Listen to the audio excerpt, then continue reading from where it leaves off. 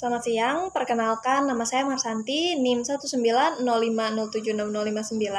Di video ini, saya akan mereview kembali materi yang telah dipresentasikan oleh kelompok 1 mengenai cerita pendek, fiksi mini, cerita bersambung, dan cerita anak.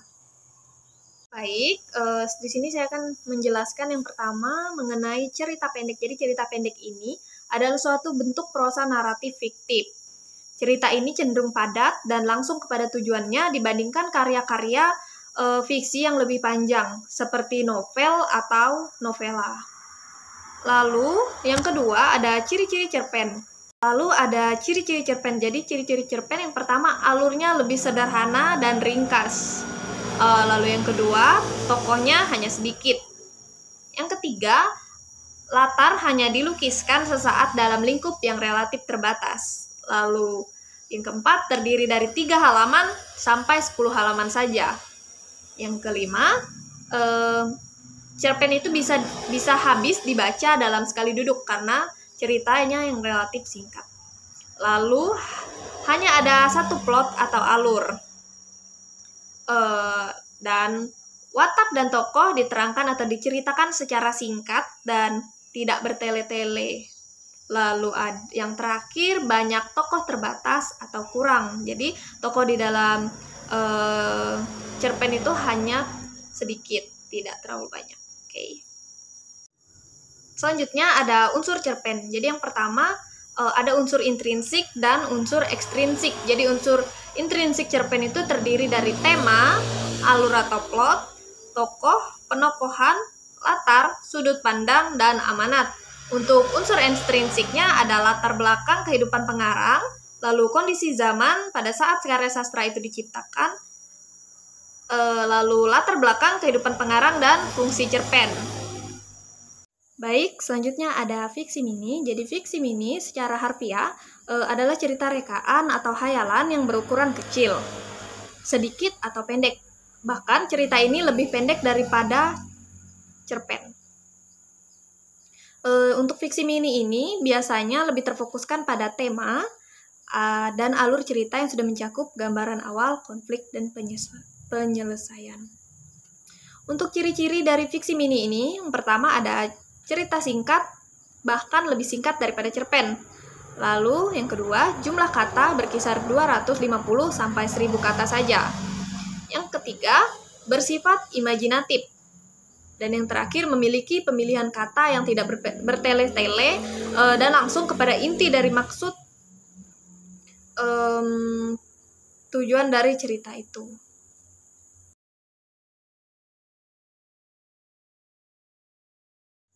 Untuk tips dalam membuat fiksi mini, yang pertama, kita perlu menentukan tema terlebih dahulu untuk membuat cerita apa yang akan kita tuliskan di dalam fiksi mini itu.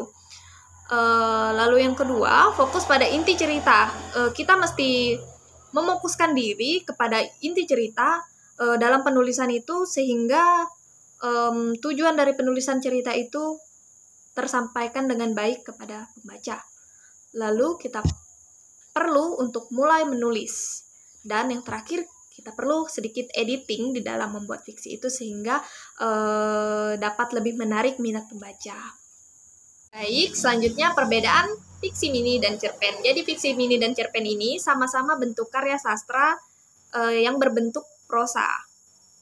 Mereka ini nampak serupa tetapi berbeda berdasarkan pembatasan karakter dan katanya.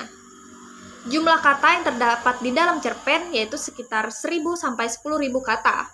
Sedangkan di dalam fiksi mini hanya ada 250 sampai 1000 kata. Di sini kita melihat perbedaan jumlah kata yang digunakan di dalam cerpen dan fiksi mini. Lalu yang selanjutnya, fiksi mini ini hanya memiliki satu latar waktu dan tempat, sedangkan cerpen bisa lebih daripada itu. Lalu selanjutnya, cerita bersambung atau yang lebih kita kenal dengan cerbung. Menurut Panuti Sujiman, cerita bersambung ini adalah cerita rekaan yang dimuat sebagian demi sebagian secara beruntut-runtut dalam surat kabar atau majalah yang berisi tegangan-tegangan atau intrik-intrik yang seakan-akan tidak ada habisnya dimanfaatkan untuk memenggal cerita. Jadi cerita bersambung ini biasanya terdapat pada majalah atau surat kabar. Di sana kita bisa menemukan cerita bersambung. Selanjutnya ada pendekatan struktural. Fakta-fakta cerita. Struktural faktual merupakan salah satu dari bagian-bagian aspek cerita. Cerita yang masuk akal bukan selalu berarti tiruan kehidupan. Koherensi pengalaman adalah satu-satunya hal yang harus dikandungnya. Koherensi tersebut akan tampak meyakinkan karena bertaut satu sama lain. Pengalaman-pengalaman bisa tampak koheren karena hukum sebab akibat yang menghubungkan akrab dan menyatu dengan dunia yang dialami. Di dalam fakta tema ini disebut juga sebagai gagasan utama dan maksud utama secara fleksibel di dalam sebuah cerita, tergantung pada konteks yang ada. Jadi ada gaya dan ton, sudut pandang, dan judul. Ada simbolisme. Jadi simbolisme ini berwujud detail-detail konkret dan faktual dan memiliki kemampuan untuk memunculkan gagasan serta emosi dalam pikiran pembaca. Dengan ini, pengarang membuatnya menjadi tampak atau jelas dapat dilihat.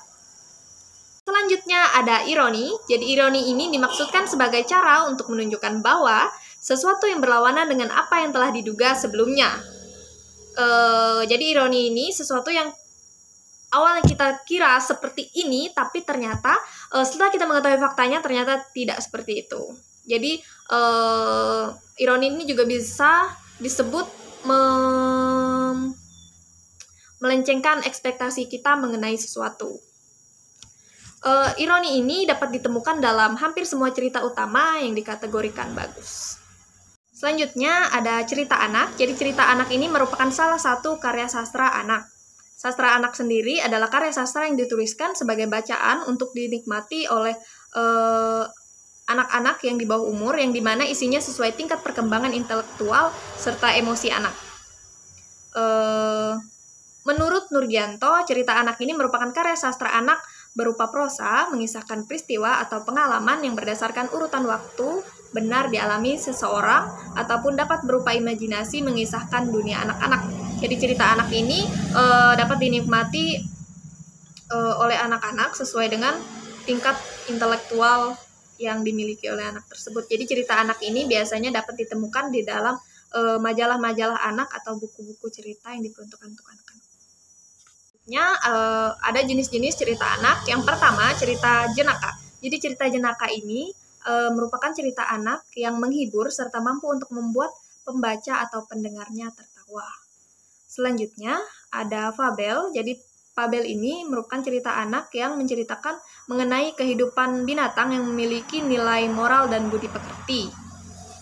Selanjutnya ada legenda. Jadi legenda ini merupakan cerita prosa rakyat yang dianggap atau dipercaya sebagai cerita suatu kejadian yang benar pernah terjadi oleh orang yang mempunyai cerita tersebut.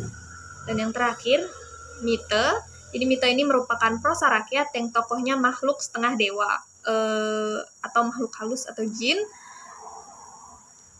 yang pernah terjadi di dunia lain dan di masa lampau. Untuk manfaat cerita anak ada 3, yaitu yang pertama melatih kemampuan berbahasa anak, lalu menumbuhkan kreativitas anak dan meningkatkan kecerdasan anak.